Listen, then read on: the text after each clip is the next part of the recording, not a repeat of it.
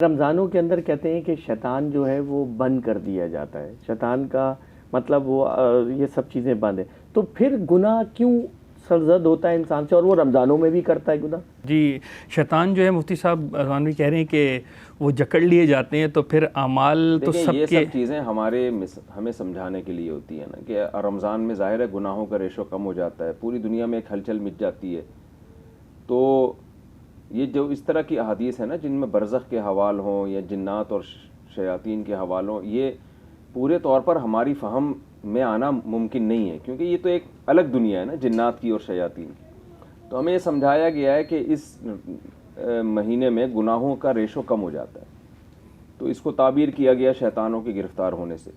तो शैतान ये नहीं कि गिरफ़्तार नहीं होते, यकीनन जकड़ लिए जाते हैं, पकड़ लिया जाता है उनको।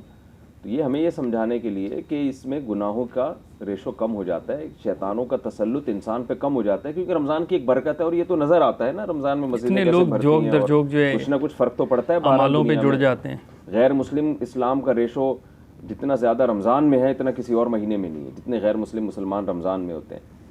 तो बाकी ये कि फिर भी गुनाह होते क्यों हैं, तो देखिए गुनाह सिर्फ शैतान नहीं करवाता ना, ये तो कुरान ने खुद कहा है सूरह नास में, मिनल जिन्नती वन्नास, इंसानों में भी शयातीन है, और जिन्नात में भी फिर पूरा 11 महीने शैतान ने इतनी ट्रेनिंग, इतना वो ट्रेन कर लिया होता है कि वो उसका हम ऑटो पे आ जाते हैं, ठीक है ना। डी गियर पे होते हैं। तो अब शैतान को कुछ करने की ज़रूरत नहीं होती।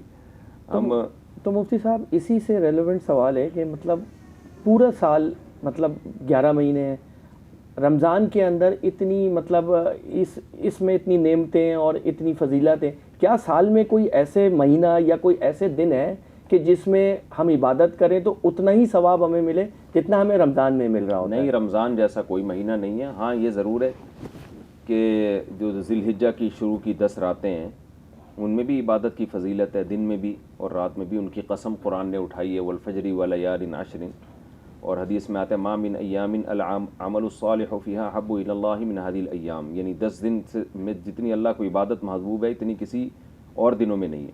लेकिन जमहूर के नज़दीक या तो ये रमज़ान की फ़जीलत से पहले के बारे ये हदीस है, या ये कि इसमें यानी मुबालगतन उसकी फ़जीलत को बयान करने के लिए, क्योंकि जितनी सही अहादीस में और कुरान में और ज़्यादा तवातुर के साथ जो रमज़ान के आखिरी अशरे की फ़जीलत वारिद हुई है, इतनी कसरत से ज़िलहिज्जा के 10 दिनों की फ़जीलत वारिद नहीं हुई।